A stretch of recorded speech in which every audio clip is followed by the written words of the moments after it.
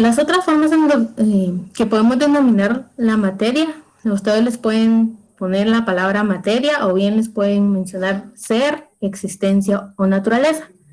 Si ustedes ven cualquiera de estas palabras, pues tienen que tener presente que les están hablando de la materia, de eso que existe a nuestro alrededor y que nosotros somos capaces de poder observar, de poder tocar y de poder guardar un reflejo de esa realidad en nuestra conciencia. Es importante que ustedes tengan en claro que la materia es esa realidad objetiva que nos rodea y que a través de nuestros órganos sensoriales nosotros podemos eh, presentar alguna sensación ante la materia, ¿verdad? Entonces, esa es la definición de materia y de las formas que se les puede presentar a ustedes en su examen. Dentro de la categoría filosófica materia, hay consideraciones que tenemos que tener presentes.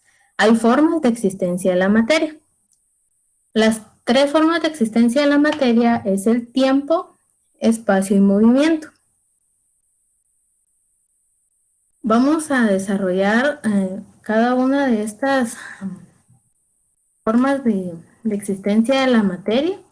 Cuando nosotros hablamos de tiempo, pues sabemos que las cosas, los objetos, nosotros mismos existimos en un tiempo determinado. Tenemos un pasado, un presente y un futuro. Cuando hablamos del tiempo, tenemos que tener presente que la característica de esta forma de existencia de la materia es que es irreversible. Nosotros no podemos regresar a nuestra infancia, nosotros no podemos regresar al día lunes, no lo podemos hacer, es irreversible. Esta es la característica fundamental de esta forma de existencia. Si ponemos un ejemplo para poder comprender un poco mejor las formas en las que existe la materia y vemos el tiempo, podemos analizar a nosotros mismos. Por ejemplo, yo nací en el año 1997. A partir del año 1997 yo existo como materia dentro del mundo. Tengo un pasado, mi infancia, mi adolescencia, y tengo un futuro, ¿verdad? Lo que estoy por vivir, pero que aún no sé qué es esas cosas que yo voy a vivir, ¿verdad? Entonces vemos cómo, y el presente, pues el día de hoy que yo estoy con ustedes, que tengo la oportunidad de estar con ustedes y de estarles compartiendo, pues, un poco de los conocimientos que tengo. Entonces vemos cómo tenemos el pasado, el presente y el futuro.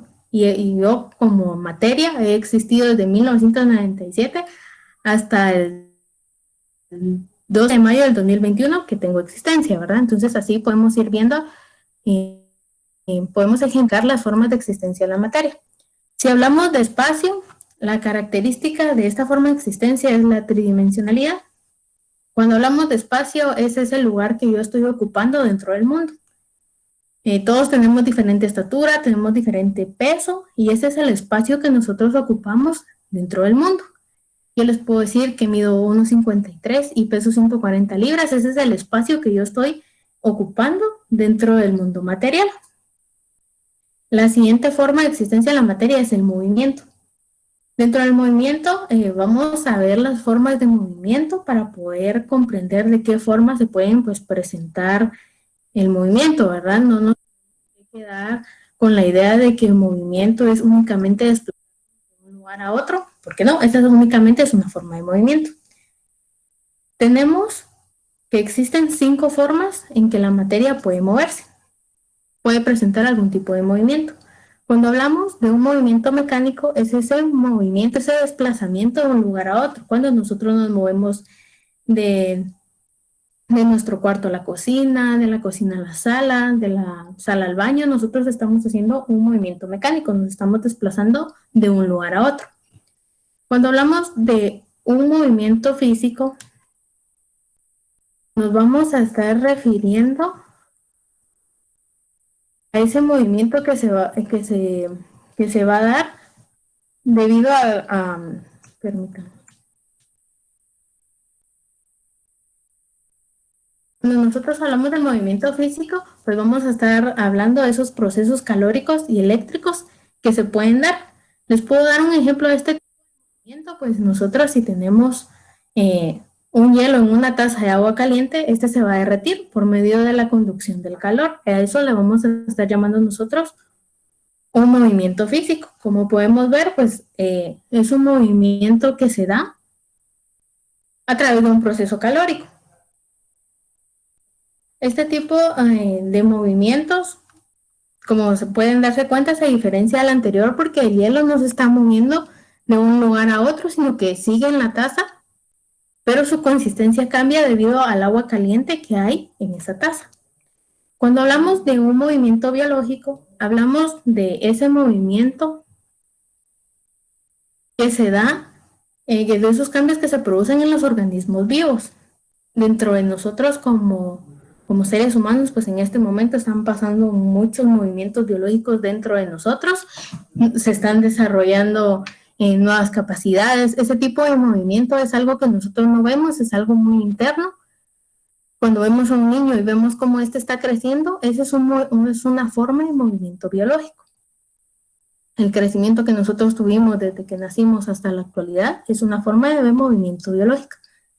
Si hablamos de una forma química del movimiento, son, pues como lo dicen, reacciones químicas y pueden haber algunas combinaciones. Un ejemplo de esta forma de movimiento, pues es el hidrógeno con el oxígeno que forma el agua, el H2O. Esa es una forma de movimiento. Vemos cómo dos partículas, dos moléculas se pueden unir para crear algo nuevo sin necesidad de moverse o desplazarse como en la forma de movimiento mecánico, pero es también una forma de movimiento. Y luego tenemos la forma social del movimiento. Son esos cambios que se operan en la sociedad y que nosotros podemos estudiar a través de la historia. Entonces podemos ver cómo un movimiento no va a ser únicamente el movernos nosotros del lugar en donde estamos hacia otro, sino que hay diversidad de tipos de formas de movimiento. Es importante que ustedes las tengan claras. Hay un principio de la dialéctica que nos habla que el mundo se encuentra en constante desarrollo, y es así. ¿Por qué? Porque siempre estamos en constante movimiento. Una roca, aunque ustedes la vean en un lugar sin moverse porque no tiene vida, por dentro está sufriendo pues diferentes tipos de movimientos que nosotros no tenemos la capacidad de verlos, pero efectivamente pues se están presentando movimientos y desarrollo dentro de ellas. Ahora vamos a hablar acerca de la conciencia. ¿Qué es la conciencia? La conciencia representa la actividad nerviosa de determinado sector de los hemisferios. Su portador material es el cerebro, producto de la materia altamente organizada y desarrollada. Nosotros en la primera unidad pues estudiamos el proceso de hominización, en donde nos dijeron cuáles fueron esos 3 pasos importantes que el hombre dio para poder desarrollarse. Entre ellos pues está la cefalización, y como podemos ver, si nos recordamos a ese contenido de la primera unidad, nos decían que el producto más desarrollado de la materia era el cerebro. Y es el cerebro pues el que nos da la capacidad a nosotros como personas de tener una conciencia. La conciencia es algo que únicamente le pertenece a nosotros como humanos, solo nosotros tenemos la capacidad de poder tener una conciencia.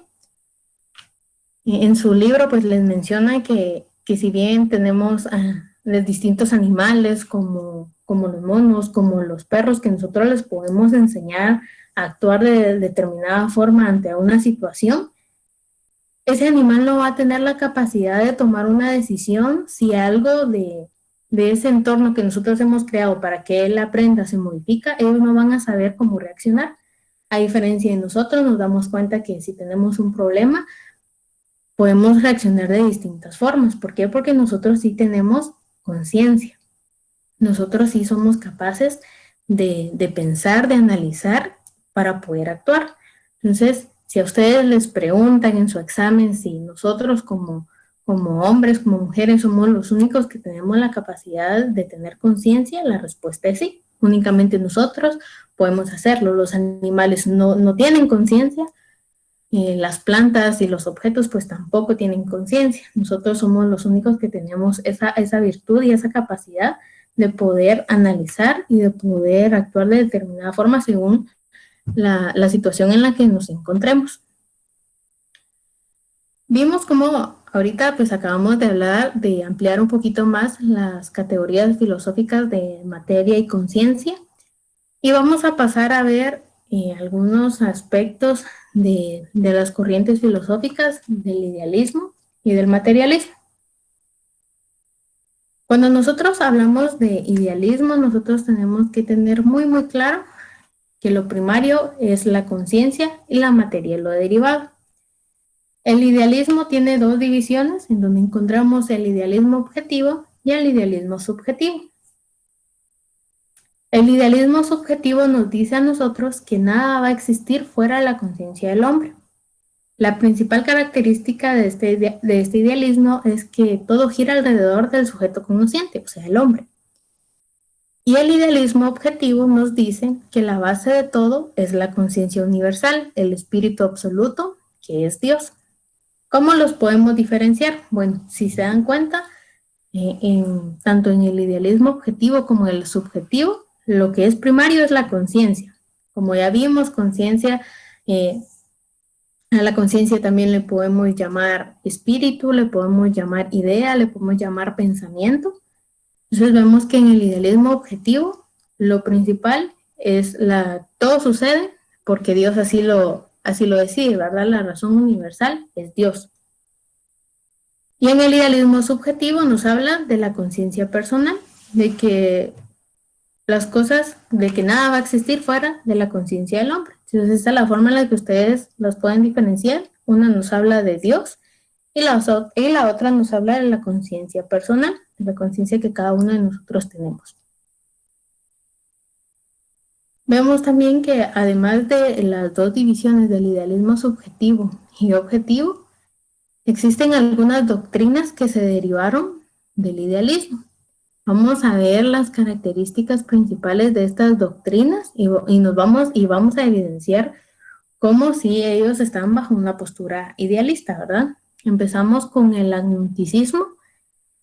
La característica principal es que en esta se niega que el hombre sea capaz de conocer al mundo. Como podemos ver, esto no es verdad. Nosotros sí tenemos la capacidad de conocer el mundo, pero como les decía, ¿verdad? El idealismo se centraba, una de las divisiones del idealismo se centraba en que nada podía existir fuera de la conciencia del hombre. Entonces aquí vemos cómo en esta doctrina pues podemos ver reflejado esta definición que ellos tenían, porque aquí dicen que el hombre no puede ser capaz de conocer el mundo, porque como nada puede existir fuera de la conciencia de él, es imposible que él lo pueda conocer. Cuando hablamos de un eclecticismo, hablamos de una combinación de ideas entre materialismo e idealismo. Cuando nosotros hablamos del pragmatismo, en esta doctrina establecemos que el hombre solo aprende lo que le sirve. Muchas veces nosotros caemos en esta doctrina de ser pragmáticos porque nosotros solo aprendemos en lo que nos interesa, lo que nos va a ser útil. Por ejemplo, para un examen, nosotros solo vamos a estudiar para el momento. Eso es algo que entra dentro de la doctrina del pragmatismo, porque nosotros solo estamos aprendiendo lo que a nosotros nos sirve en el momento. Luego vemos el voluntarismo. Esta doctrina nos dice que el mundo depende de la voluntad del hombre. Vemos como tanto en el agnosticismo como en el eclecticismo, pragmatismo y voluntarismo, lo primordial es la conciencia y la voluntad del hombre. Entonces vemos como ellos en estos cuatro que hemos analizado hasta el momento, en estas cuatro doctrinas, siempre le dan primacía a las ideas, a los pensamientos, al espíritu y no a lo material. Cuando hablamos de un dogmatismo, es esa ciega creencia en algo que no puede demostrarse. Cuando nosotros hablamos de un racionalismo, es una forma de pensamiento que considera que lo más importante es la razón humana. Aquí encontramos pues lo que Descartes nos decía de primero pienso y después existo.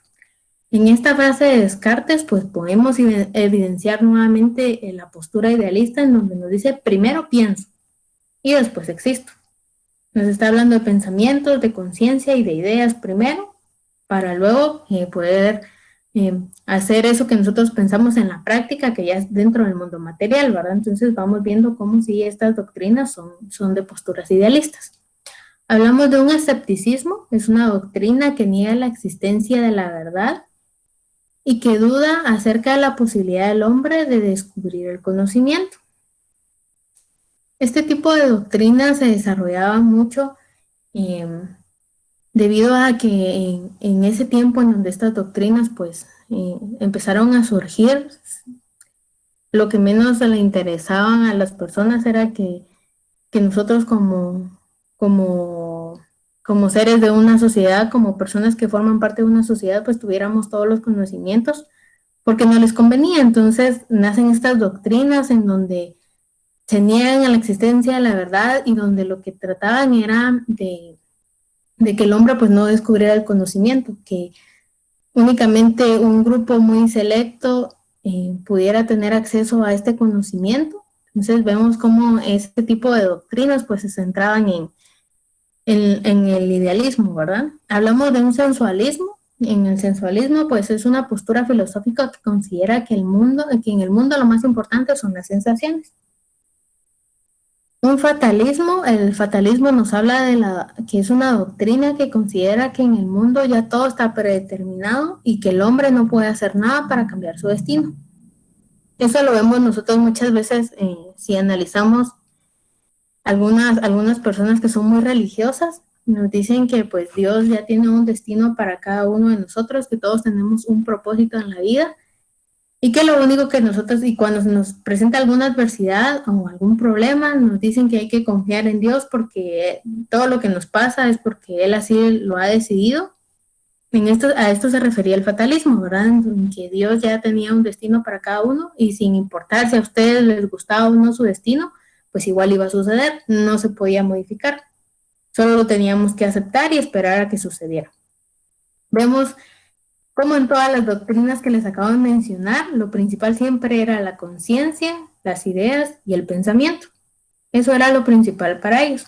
Por eso acá se los coloqué junto con el idealismo, para que ustedes sepan que en el idealismo pues también hay otras doctrinas que se derivaron y que es importante que ustedes las conozcan para su examen. Por si les preguntan, pues ustedes van a saber diferenciarlas y saber responder correctamente.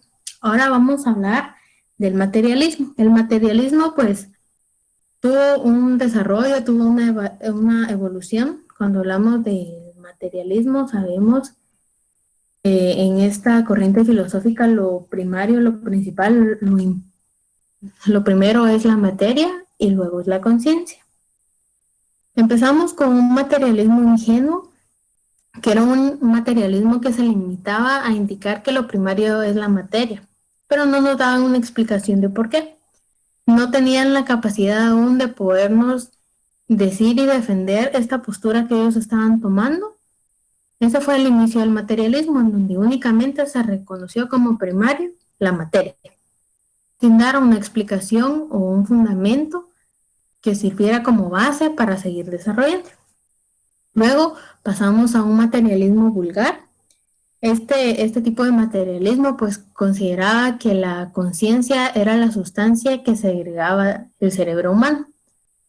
Como sabemos, pues la conciencia, ya lo mencionamos, sí se da dentro de nuestro cerebro. Sin embargo, ellos decían que era una sustancia que se segregaba y no es así. La conciencia no es eso. Cuando nosotros hablamos que el pensar es un proceso material, nos referimos a esa serie de pasos que nosotros tenemos, que nuestra mente desarrolla para poder reflejar un objeto. Ese proceso que nuestro cerebro hace para poder identificar un objeto, para poder identificar un color, sí es un proceso material, pero la conciencia como tal, como lo decían los materialistas vulgares, no era una sustancia. Y la conciencia no era material. Lo que era material era únicamente ese proceso que les mencionaba que nuestro cerebro atraviesa para poder guardar el recuerdo de algo. Ese proceso sí era material, pero la conciencia no era material. Esto era lo que los materialistas vulgares pues no podían explicar. Luego pasamos a un materialismo dialéctico. Para poder entender el materialismo dialéctico, primero vamos a hablar de la dialéctica, que es la ciencia de las leyes más generales del desarrollo de la naturaleza, la sociedad, el pensamiento y es la teoría y método del conocimiento de los fenómenos de la realidad. Fue Hegel quien formuló las leyes de la dialéctica bajo una concepción idealista objetiva. El materialismo dialéctico surge de la unión de esta corriente filosófica del materialismo y de la ciencia de la dialéctica, en donde lo primordial era la materia, pero esta vez ya teníamos leyes, ya teníamos categorías, y lo que querían los materialistas dialécticos era comprender qué leyes eran las que regían esos fenómenos, qué leyes nos iban a poder permitir a nosotros conocer cómo sucedían los fenómenos de la naturaleza, de la sociedad y del pensamiento. Vemos que mencionamos a Hegel, que él era un idealista, pero que gracias al aporte de sus leyes pues fue posible la creación de un materialismo dialéctico. En los principales materialistas dialécticos pues encontramos a Marx y Engels, que fueron los creadores, y luego pues fueron quienes empezaron a estudiar la naturaleza, la sociedad y el pensamiento, empleando un método dialéctico que les permitía pues llegar a un conocimiento más científico, porque ya a diferencia de los otros materialismos que ya mencionamos, este sí tenía una base científica, sí podíamos desarrollar esos conocimientos científicos que eran necesarios para el desarrollo y para el conocimiento de la sociedad. Vamos a ver también que dentro de la filosofía la filosofía tiene métodos, tiene dos métodos del pensamiento. Estos son el método metafísico y el método dialéctico. Cuando hablamos del método metafísico, pues vamos a hablar de un método que aborda los fenómenos del mundo de una manera simple. Un método que nos va a negar el cambio y que considera que las cosas son estáticas. Por el contrario, el método opuesto al método metafísico es el método dialéctico, en donde él aborda los fenómenos del mundo en sus múltiples relaciones. Este método nos dice que todo cambia, que todo se transforma y que todo se relaciona. Si nosotros vamos a poner un ejemplo para poder entender la diferencia de estos dos métodos del pensamiento. Cuando nosotros pues compramos un libro, nosotros vemos que nosotros lo usamos, y el libro de fundamentos que ustedes tienen ahorita, pues seguramente ustedes ya lo leyeron, ya lo usaron, y su libro ya no está como cuando ustedes lo compraron. Su libro pues ya tiene algunas hojas dobladas, algunas hojas manchadas, la pasta tal vez ya se empezó a deteriorar, tienen que ustedes pues ya resaltaron algún texto que les pareció importante para poder estudiar. Entonces vemos cómo si nosotros analizáramos este caso del libro desde un método de pensamiento metafísico, diríamos que el libro está exactamente igual a cuando nosotros lo compramos. Pero la realidad es otra. Si nosotros lo analizamos desde el método del pensamiento dialéctico, nos damos cuenta que no, que nuestro libro ha cambiado, que se ha modificado, que se ha transformado, que ha estado expuesto pues al clima, que nosotros pues lo hemos tocado con las manos sucias, que nosotros no lo hemos cuidado muy bien, pero ha tenido modificaciones.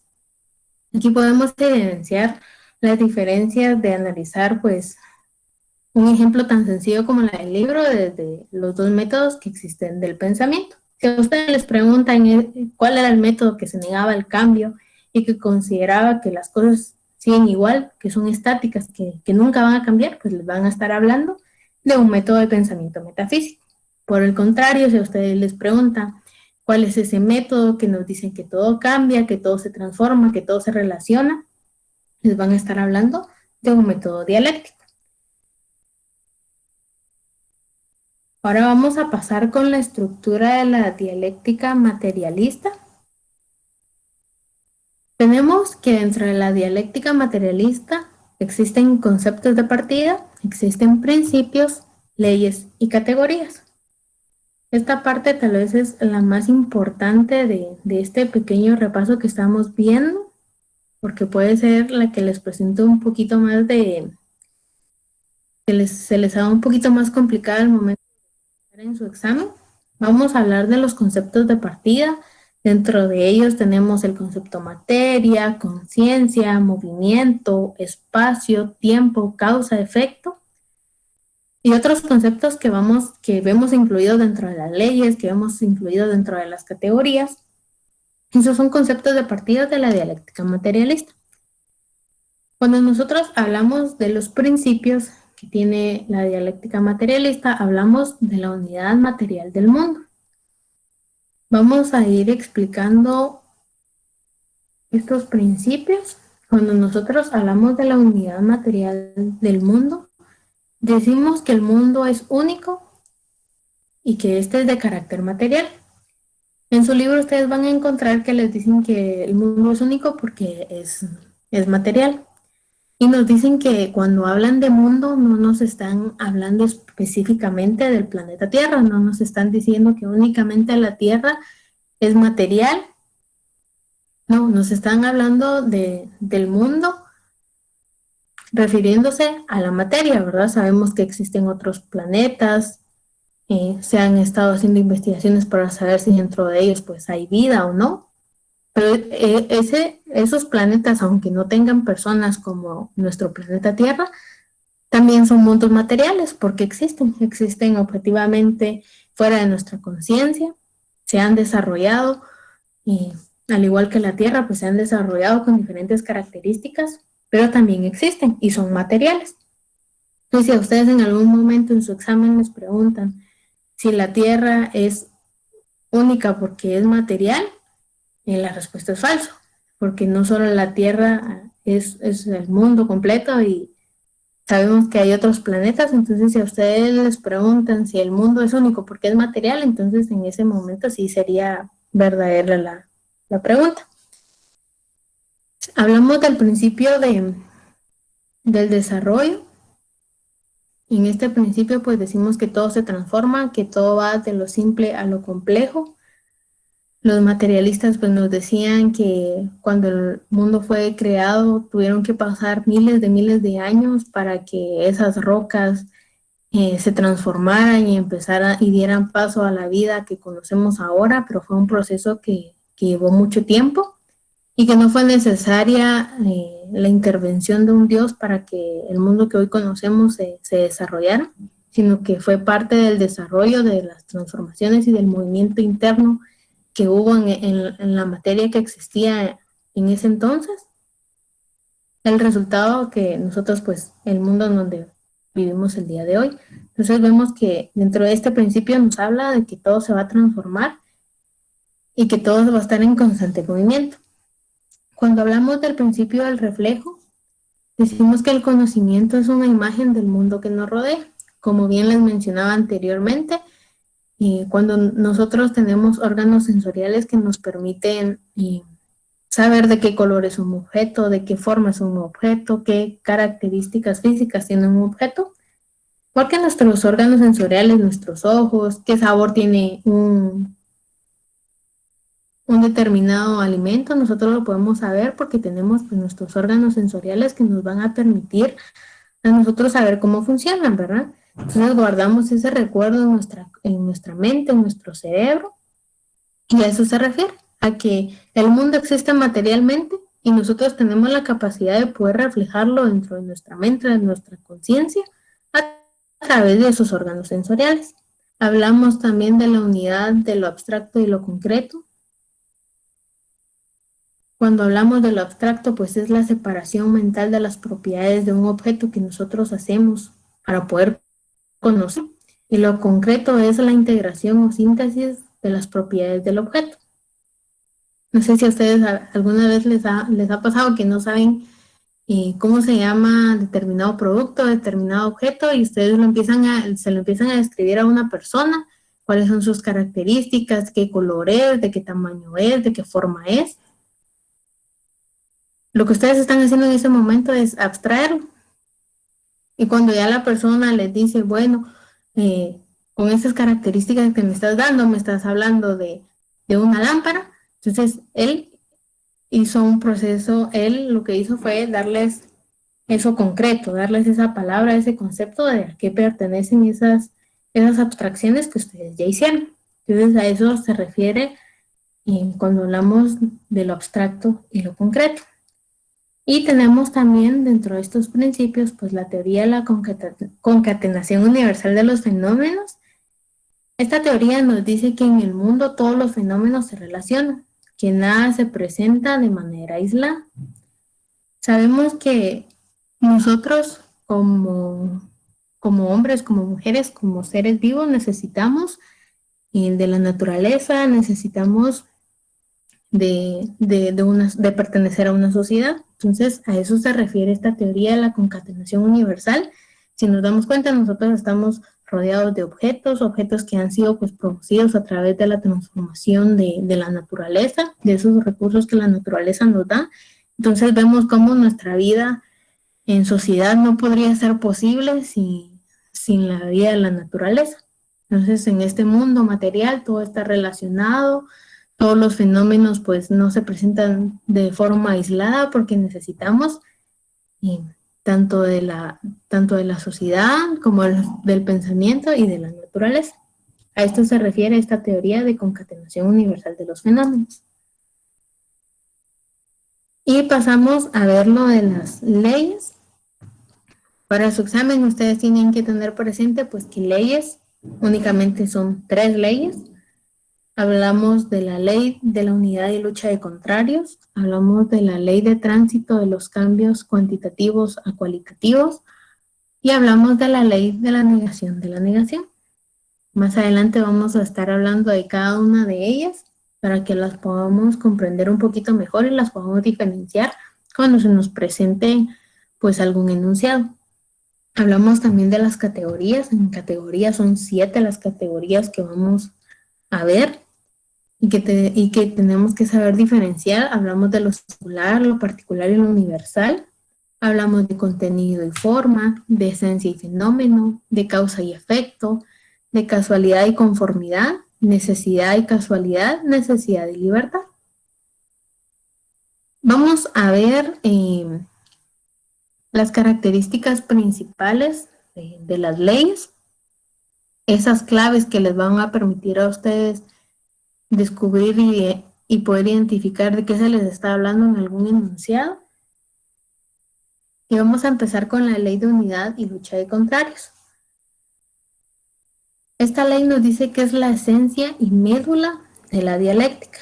Explica la causa y fuente del desarrollo. Es muy importante que nosotros le prestemos atención a esta parte en donde nos dice que es la esencia y médula de la dialéctica. Es muy importante que lo tengan en claro porque esta es la característica principal, lo que la diferencia de las demás. Esta ley nos permite conocer cómo funcionan los fenómenos en la naturaleza, en la sociedad y el pensamiento. Para poder comprenderla mejor, vamos a desglosarla. Vamos a empezar definiendo qué es un contrario, a qué nos referimos cuando hablamos de unidad de contrarios y qué es una lucha de contrarios. Cuando nosotros hablamos de contrarios, nos estamos refiriendo a esas fuerzas o tendencias que se excluyen y se presuponen a la vez. Y vamos a ver qué es presuponer. Es muy importante que si ustedes pues en alguna definición o en algún concepto ustedes no entienden una palabra, pues la investiguen, la busquen en un diccionario, la googleen para que sepan a qué se refieren y así es un poquito más fácil pues comprender el significado de algo, ¿verdad? Cuando nosotros hablamos de presuponer, hablamos de una condición previa. Entonces vemos cómo los contrarios pues son fuerzas y tendencias que se excluyen pero que se presuponen a la vez. Es decir, un contrario, si ponemos un ejemplo en el sistema capitalista, pues está la burguesía y nosotros el proletariado, que uno no puede existir sin el otro. Cuando nosotros hablamos de unidad de contrarios, decimos que los contrarios se presuponen y no existen el uno sin el otro. Era lo que les decía ahorita, ¿verdad? Y si no hubiera un capitalista, ¿quién nos daría trabajo? Si no habría un proletariado, si no hubiera una clase trabajadora, pues ¿quiénes serían los encargados de desarrollar esos trabajos de poder producir los diferentes productos que nosotros encontramos disponibles en el mercado. Entonces vemos cómo, a pesar de ser contrarios, no necesitamos el uno al otro para poder existir, para poder desarrollarnos y para poder tener una vida en sociedad. Y hablamos de una lucha de contrarios. Cuando hablamos de una lucha de contrarios, es representar la causa, la fuente del desarrollo. Los contrarios no pueden vivir de manera pacífica, y eso lo vemos nosotros, pues por eso existen en algunas empresas los sindicatos, ¿verdad? Que buscan defender los derechos de los empleados ante los patronos. Y vemos en ese ejemplo, pues, que los contrarios, en este caso, pues no pueden vivir de forma pacífica. Vamos a definir también, tenemos que tener en cuenta que cuando hablamos que hay multiformidad de contradicciones, esto es bien importante que ustedes lo tengan presente, porque no siempre se les va a estar hablando de una contradicción antagónica como el capitalista y los trabajadores, ¿verdad? No siempre van a ser ese tipo de contradicciones. Podemos hablar de una contradicción interna y una contradicción externa. Cuando nosotros hablamos de una contradicción interna, son estas que se producen dentro de un objeto. Podemos ver un ejemplo con nosotros mismos, pues esas contradicciones internas se pueden dar en nosotros cuando una enfermedad entra a nuestro cuerpo. Vemos cómo el virus y nuestro sistema inmune pues luchan y tienen esa lucha pues de contrarios entre un virus y el querer que nuestras defensas no permitan que nuestro cuerpo pues se enferme, o que si se enferma pues que no sea mortal para nosotros. Vemos cómo es una contradicción interna, es algo que nosotros no vemos pero que está sucediendo dentro de nosotros. Cuando hablamos de una contradicción externa, son esas que se van a producir entre el objeto y el medio ambiente. Esas contradicciones que nosotros podemos tener como personas ante la naturaleza, ¿verdad? Cuando nosotros pues estamos llevando a cabo un proceso de transformación de alguna materia prima, nosotros estamos pues transformándolas, y es una contradicción entre el objeto como existía y lo que nosotros estamos haciendo para poder modificarlo. También tenemos que existen las contradicciones antagónicas y las no antagónicas, y que estas son las que surgen en la sociedad. Como les decía, las antagónicas son esos intereses de clases, y cuando hablamos de una contradicción antagónica, es una contradicción que no se puede, en la que no nos podemos reconciliar con el otro. Podemos ver este ejemplo con nuestro gobierno. Nosotros vivimos peleando con nuestro gobierno, y no solamente nosotros, sino que muchos de los países de Latinoamérica tienen este tipo de lucha de contrarios, en donde el pueblo está peleando con los gobernantes por la forma en la que ellos están dirigiendo el país, las injusticias y todo lo demás que ellos están haciendo. Vemos cómo ahí pues hay un interés de clase, y cómo esa relación es muy difícil que se pueda reconciliar. Cuando hablamos de una contradicción no antagónica, hablamos de los intereses de las clases, de intereses que no son de clases, pero y que sí son reconciliables. Por ejemplo, si ustedes tienen algún conflicto en el trabajo con algún compañero, estamos hablando de que pertenecen a la misma clase social y que únicamente pues están teniendo una contradicción, pero no es antagónica, no es la diferencia, no están en una clase social diferente, únicamente ustedes están teniendo una contradicción, pero esta contradicción pues la pueden reconciliar a través del diálogo, conversando y poder llegar a un acuerdo. Entonces vemos la diferencia entre una antagónica y una no antagónica. Y luego están las contradicciones fundamentales y las no fundamentales. Las fundamentales son contradicciones que están generando el cambio, y las no fundamentales son contradicciones que no influyen en el cambio. ¿Cuál va a ser la clave para que ustedes puedan identificar esta ley si a ustedes les presenta un enunciado? Es de que les van a dar dos opuestos. Y tienen que tener presente que esos dos opuestos pues pueden ser clases sociales, o pueden ser conceptos como el análisis y la síntesis. Por eso es importante que ustedes tengan presente los tipos de contradicciones que existen cuando ustedes pues les den dos opuestos, les den dos conceptos. En un enunciado ustedes van a saber que les van a estar hablando de una ley de unidad y lucha de contrarios. Más adelante les tengo algunos ejemplos que vamos a ver para que quede un poquito más claro cómo identificar esta ley. Luego vemos la ley de tránsito de los cambios cuantitativos a cualitativos. Tenemos en esta ley, pues esta ley nos explica el mecanismo, forma en que discurre el proceso de desarrollo. Y tenemos que tener tenemos que saber qué es a qué se refiere cuando se dice cuantitativo y a qué se refiere cuando se dice cualitativo. Vemos que nos mencionan cambios, que pueden existir cambios cuantitativos o cambios cualitativos. Los cambios cuantitativos, lo cuantificable es una cantidad y este tipo de cambios que pueden darse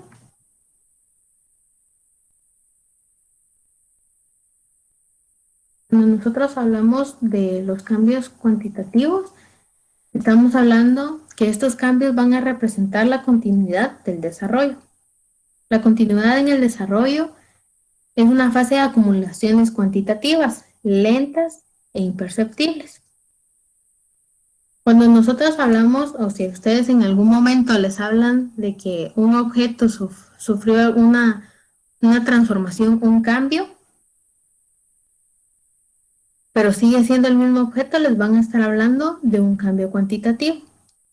Cuando ustedes les digan o les mencionen o les pregunten qué es un cambio cualitativo, es una fase de cambios radicales en un objeto. El objeto se transforma en otro, es algo completamente distinto. Como podemos ver, cuando nos hablan de algo, de un cambio cuantitativo, pues únicamente son algunos cambios, pero el objeto sigue siendo el mismo. Y cuando nos hablan de un cambio cualitativo, sí es un cambio radical y el objeto definitivamente se transformó en otro. ¿Cómo podemos identificar esta ley? Bueno, las claves están en que en nuestro enunciado nos pueden hablar de transición, de modificación, de cambios radicales, de revolución, de metamorfosis, transformación de una calidad a otra. Cuando nosotros se nos habla de todo lo que tenga que ver con modificaciones o cambios, nos van a estar hablando de una ley de tránsito de los cambios cuantitativos o cualitativos. Podemos ver en la naturaleza un ejemplo cuando las orugas, pues, las mariposas, ¿verdad? Cómo se transforman, cómo pasan un proceso para transformarse cualitativamente, porque ya no sigue siendo la misma oruga, sino que ya se transforma en una mariposa, ya cambia por completo, entonces ahí vemos cómo se realizó un cambio cualitativo. Vamos con la tercera ley, que es la ley de la negación de la negación. Esta ley nos dice que explica la dirección o tendencia del desarrollo y nos dice que pues, el desarrollo se da en forma de espiral. Para esta ley tenemos que tener presente que hay dos formas de comprender la negación. Una es la comprensión dialéctica y la otra es la comprensión metafísica. Cuando nosotros hablamos de una comprensión de la negación dialéctica, es ese vencimiento o sustitución de la vieja calidad por una nueva calidad, que surge a base de la vieja calidad. Esto suena un poquito enredado, ¿verdad? Pero aquí nos dice que el desarrollo pues se da en la sustitución de una vieja calidad por algo nuevo. ¿Cómo podemos ver un ejemplo de esto? Bueno, si nosotros nos ponemos a leer la historia de cómo se desarrollaron las computadoras como las conocemos el día de hoy, podemos ver cómo las necesidades que se iban presentando en determinado momento hicieron que los científicos pues empezaran a desarrollar una nueva computadora. ¿Por qué? Porque ya no suplía, ya no cubría con las necesidades que ellos tenían en ese momento. Pero vemos cómo una computadora, la primera computadora pues dio origen a la segunda, esa segunda a la tercera a la cuarta, y así vemos las distintas generaciones de computadoras que existen. También podemos hablar de cómo los teléfonos celulares pues fueron evolucionando. Vemos que el primero pues era muy pesado, era muy difícil de transportarlo de un lugar a otro, era más caro, pero vemos cómo ese primer teléfono celular fue dando origen a nuevas innovaciones que se realizaron por distintas empresas y se fue haciendo un poco más práctico, era más fácil de transportar, era más fácil de que tuviera señal, hasta llegar a los teléfonos que conocemos hoy en día, ¿verdad? Entonces, esa sería una comprensión de la negación desde el punto de la dialéctica. Y si hablamos de una comprensión metafísica de la negación, los metafísicos, como ya vimos anteriormente cuando hablábamos de los métodos del pensamiento, ellos nos dicen que la negación la entienden por la destrucción total de la vieja calidad y excluye la posibilidad sucesiva del desarrollo. Vemos cómo estas dos formas de comprender la negación son completamente opuestas y la que nos va a ayudar a poder identificar pues en nuestros enunciados de qué se nos está hablando es esa comprensión de la negación desde el punto dialéctico.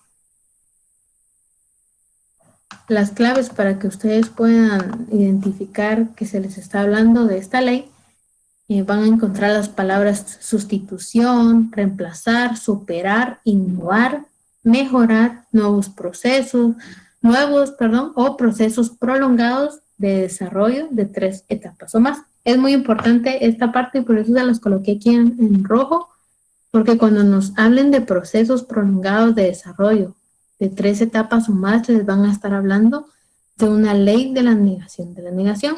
Si a ustedes únicamente no les hablan de un proceso que lleva etapas y en cambio les hablan que se modificó o se cambió o se revolucionó, les van a estar hablando de una ley de tránsito a los cambios cuantitativos a cualitativos. Es importante que ustedes pues tengan presente esas claves, esas palabritas que les van a ayudar a ustedes a identificar en su enunciado. Vamos a ver más adelante algunos ejemplos. Vamos a hablar de las categorías de la dialéctica, como les dije son 7, vamos a tratar de desarrollarlas rapidito. Empezamos con lo singular, lo particular y lo universal. Cuando hablamos de algo singular es una característica individual de cada fenómeno. Cuando hablamos de algo particular son propiedades de un grupo de fenómenos. Y cuando hablamos de algo universal son propiedades más generales de los fenómenos. Las palabras claves para identificar esta categoría pues van a ser particularidades, cualidades, características, rasgos, propiedades y peculiaridades. Como un ejemplo, además adelante vamos a dar un ejemplo que les va a ayudar a que esté un poquito más claro. Y cuando hablamos de causa y efecto tenemos que entender que causa es un origen que va a dar pie a otro fenómeno que va a ser denominado efecto. Las palabras claves que ustedes tienen que tener presente para esta categoría son resultado, producto, consecuencia, derivado de, produce, provoca u ocasiona. Estas palabras a ustedes pues les va a ayudar a saber que están hablando de causa y efecto. Les van a dar un fenómeno A que va a dar como resultado un fenómeno B. Ahí ustedes van a identificar que es causa y efecto de lo que se les está hablando. Cuando hablamos de esencia y fenómeno, ¿qué es la esencia? Es la que representa la base interna de los fenómenos, es lo que nosotros no podemos ver.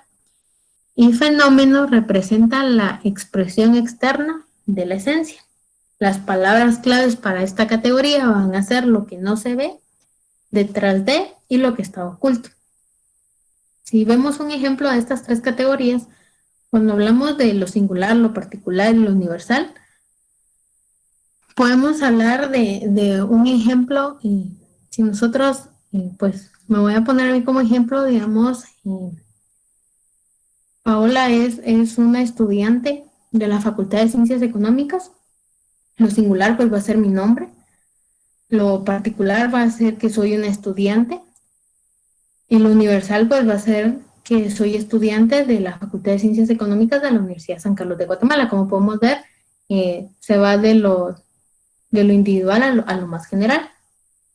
Cuando hablamos de una causa y efecto, les pueden decir a ustedes que si ponemos el ejemplo de su proceso ahorita que ustedes están llevando para poder aprobar sus cursos, si decimos que el no dedicarle el suficiente tiempo a estudiar o a prepararse para un examen final da como resultado que los alumnos pierdan, nosotros estamos hablando del fenómeno de del primer fenómeno, que es el tiempo que ustedes le van a dedicar a sus cursos para estudiar, y vamos a estar hablando de ese efecto que va a tener, que si ustedes no le dan el tiempo necesario para estudiar, pues ustedes van a perder. Vemos cómo damos una causa y un efecto. Cuando hablamos de esencia y fenómeno, pues veíamos años anteriores el conflicto que tenía Estados Unidos con China, pero nosotros únicamente pues vimos esa pelea que ellos tuvieron, pero nunca entendimos la esencia verdadera de ese fenómeno. Nunca supimos realmente por qué Estados Unidos le cerró las puertas a China, o por qué ya no dejó que algunas empresas estadounidenses hicieran negociaciones con ellos. Nosotros únicamente vimos el fenómeno, pero no vimos la esencia. Hablamos de las siguientes categorías, que es forma y contenido. La forma es la base o estructura del contenido, y el contenido son los rasgos o características de los objetos.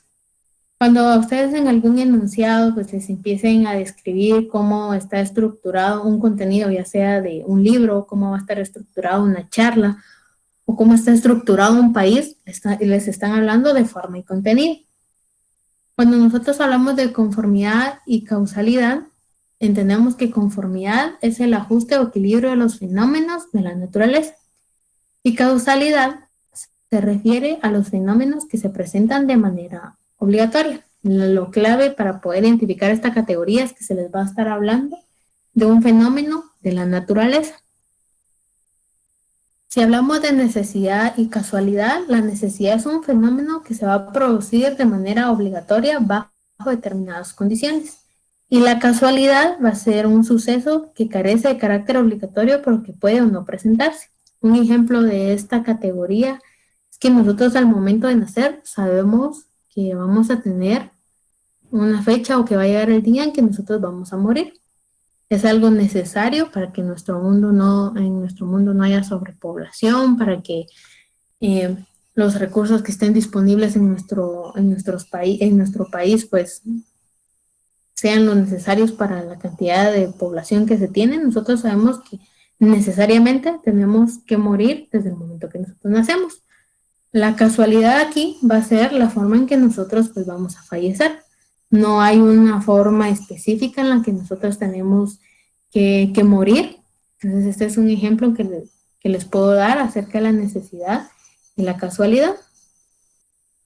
Y la última categoría pues nos habla de la necesidad y libertad. Como vimos, la necesidad es un fenómeno que se va a producir de manera obligatoria bajo determinadas condiciones, y la libertad se refiere al conocimiento de las leyes que condiciona el comportamiento y las acciones. Un ejemplo de esta categoría pues podemos mencionar que en cada uno de los países pues hay una legislación que lo que busca pues es regular el comportamiento de cada uno de los individuos que conforman su población. Entonces nosotros, si bien digamos en nuestro país y en muchos de los países de Latinoamérica los índices de pobreza son muy altos, podemos ver que hay una necesidad, ¿verdad? Hay una necesidad de tener dinero, de poder alimentarnos, de poder cubrir nuestros gastos. Pero nosotros tenemos esa libertad, tenemos ese conocimiento que si nosotros hacemos algo ilícito, algo que no está bien, si nosotros robamos, si nosotros secuestramos, si nosotros hacemos un tipo de esas cosas, pues van a tener consecuencias legales. Entonces esta categoría se aplica a ese tipo de fenómenos que nosotros sabemos que existen leyes que nos condicionan y que regulan nuestro comportamiento, y que nosotros estamos en la libertad de si vamos a realizar esos actos o no, ¿verdad? El último tema pues que vamos a estar hablando es lo de la teoría de la verdad. Vamos a entender verdad como la coincidencia o concordancia entre el pensamiento y la realidad. Tenemos 4 tipos de verdades que se pueden presentar. Está la verdad absoluta, es una verdad que no cambia, que no se modifica a pesar del desarrollo ulterior del conocimiento.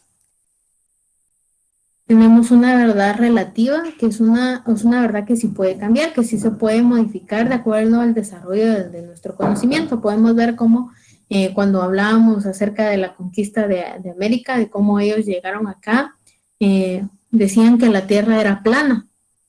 Era una verdad relativa, porque en ese momento pues no tenían la forma de demostrar que no era así. Sin embargo, pues la verdad absoluta es de que la Tierra no es plana, y la Tierra tiene una forma de esfera, ¿verdad? Entonces es una verdad absoluta y una verdad relativa que pues en ese tiempo, por el desarrollo del conocimiento que se tenía, no se podía dar pues la verdad absoluta. Una verdad concreta es la verdad que se basa en hechos reales, verdad que se basa en lo concreto. Nosotros podemos ver cómo pues los políticos cuando están en su momento de hacer propaganda para las elecciones, pues nos prometen muchas cosas, pero la verdad concreta va a ser cuando ellos realmente empiecen a cumplir todas esas promesas que nos hicieron. En ese momento vamos a estar hablando de una verdad concreta, una verdad que se va a estar basando en hechos reales. Y por último tenemos la verdad abstracta, que es una verdad que está en proceso de formación. El conocimiento se está adquiriendo. Por ejemplo, ustedes en este momento pues no tienen, van empezando su proceso de formación en la facultad y muchos de los conocimientos que ustedes pueden tener ahorita pues los están formando. Aún lo que ustedes nos digan, por ejemplo, si se les presentara analizar un estado financiero, estados financieros, ustedes nos van a dar una verdad abstracta de lo que ustedes saben únicamente, pero ustedes están en proceso de formación y están adquiriendo pues nuevos conocimientos. Vamos a pasar a los ejemplos prácticos de las leyes y las categorías. El primero nos dice, las fuerzas de atracción y repulsión constituyen la condición imprescindible para el desarrollo de la materia. Si predominasen únicamente las fuerzas de repulsión, la materia estaría universalmente dispersa en el espacio y si por el contrario predominasen las fuerzas de atracción, todos los cuerpos se fundirían en una masa continua y con ello sería imposible todo el movimiento. El movimiento de atracción en el universo se ve complementado por un equivalente de repulsión y viceversa. Les pregunto a ustedes, ¿qué ley creen que se evidencia en este enunciado que acabamos de leer?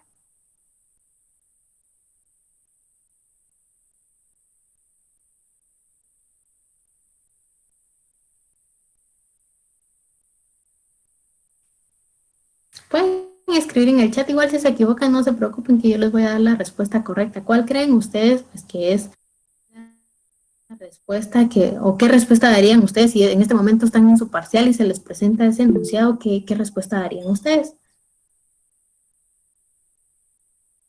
Unidad y lucha de contrarios, nos dicen correcto. Como pueden ver, les decía, pues las contradicciones no siempre van a ser antagónicas. Aquí nos hablan de atracción y repulsión. No nos están hablando de clases sociales, pero sabemos, y aquí en el enunciado pues nos dicen que una no puede existir sin la otra, que era lo que les decía que es clave, que ustedes sepan de la ley de unidad y lucha de contrarios. Entonces sí, la respuesta sería ley de unidad y lucha de contrarios.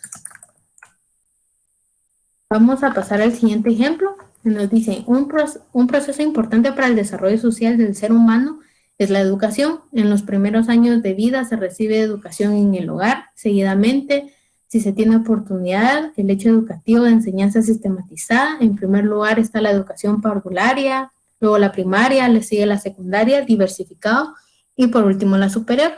Es decir, en cada etapa de la vida se supera el nivel educativo anterior. ¿Qué ley creen que se aplica a este enunciado?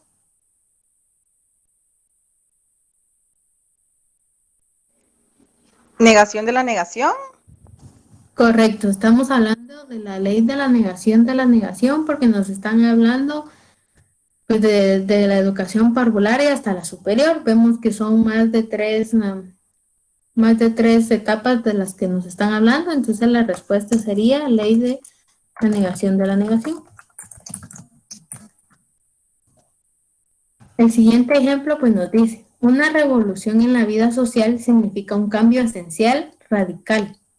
La revolución es inevitable cuando en el seno de la sociedad caduca se desarrollan tanto las fuerzas productivas que se hacen incompatibles con las relaciones sociales de la producción. Aquí vemos la palabra revolución. Está dentro de una de las claves que les di para que ustedes puedan diferenciar las leyes. ¿Qué respuesta colocarían ustedes en este enunciado?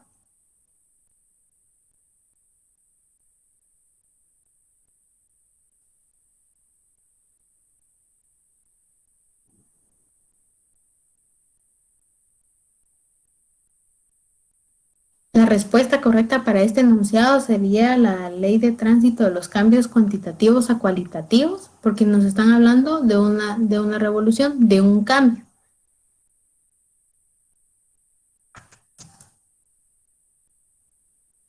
Vamos a pasar con el ejemplo de las categorías para ver qué tal están en categorías.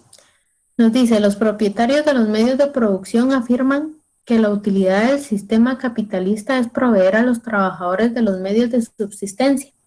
Sin embargo, ocultan que la finalidad del sistema capitalista es la máxima ganancia y la explotación. ¿Qué categoría creen ustedes de la que se está hablando aquí?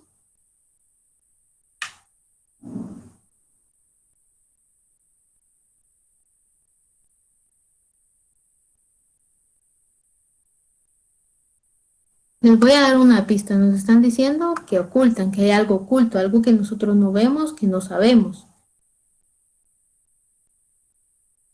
Sí, correcto. La anterior era tránsito de los cambios cuantitativos a cualitativos.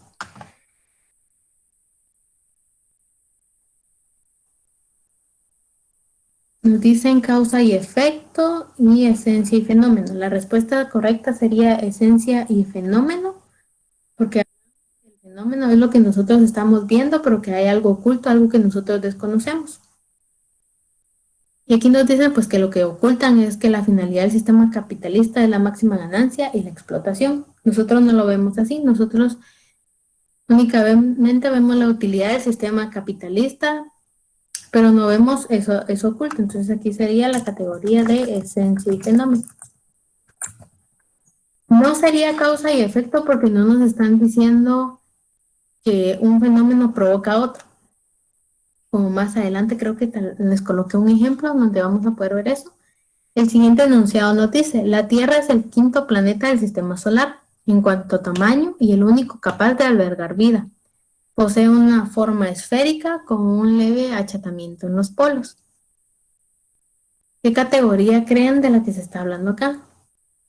¿Qué categoría colocarían ustedes si este fuera su examen?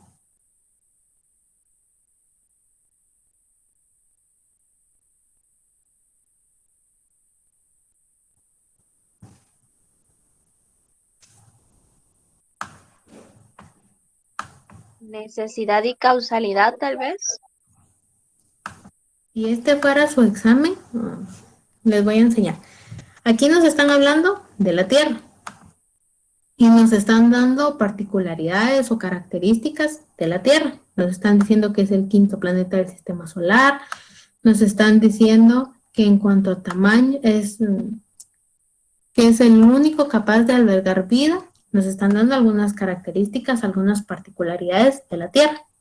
Nos dicen que posee una forma esférica con un leve achatamiento en los polos. Nos están hablando de la categoría de lo singular, lo particular y lo universal. Lo singular va a ser la Tierra, lo particular son las características que ahorita les acabo de colocar ahí en rojo, y lo universal es que es un planeta del sistema solar.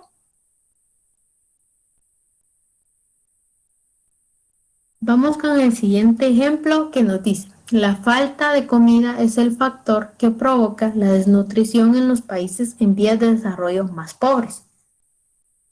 ¿Qué categoría creen que se evidencia en este pequeño enunciado? Les voy a dar una pista y es la palabra provoca.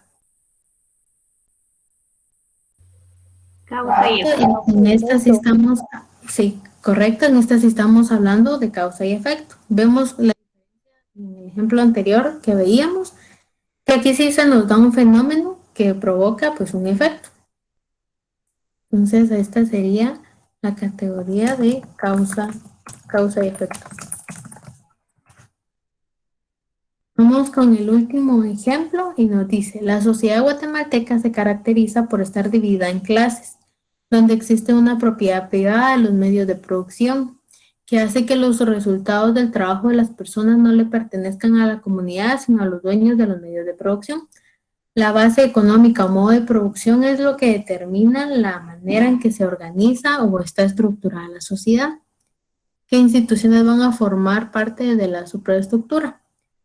Ustedes tienen que, cuando estén en su examen, les recomiendo que lo hagan, que lean estos enunciados de forma tranquila, que los analicen bien, que vayan buscando esas palabras claves que les mostraba anteriormente que caracteriza cada categoría, porque muchas veces pues nos desesperamos y no sabemos qué contestar. En el caso de la jornada vespertina pues así fue, que no encontraban qué respuesta correcta o qué categoría se evidenciaba en el párrafo porque a veces no leen detenidamente.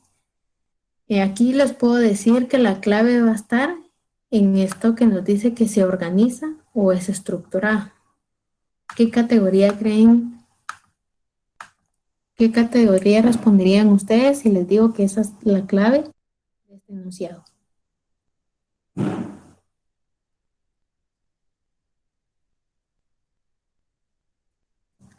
Necesidad y libertad, dice.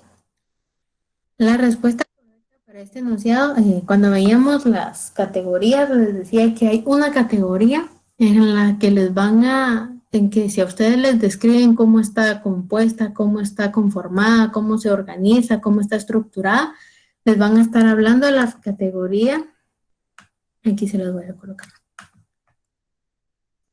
de forma y contenido. Les pueden estar hablando de una charla, les pueden estar hablando del diseño de un libro, de la estructura de una clase, o bien les pueden estar hablando de cómo está estructurado un país. Por eso les decía, es importante que ustedes identifiquen pues esas palabras claves que les van a permitir a ustedes pues identificar qué categorías se está hablando. En este caso pues nos decían que está organizada y que está estructurada. Entonces sería la categoría de forma y contenido.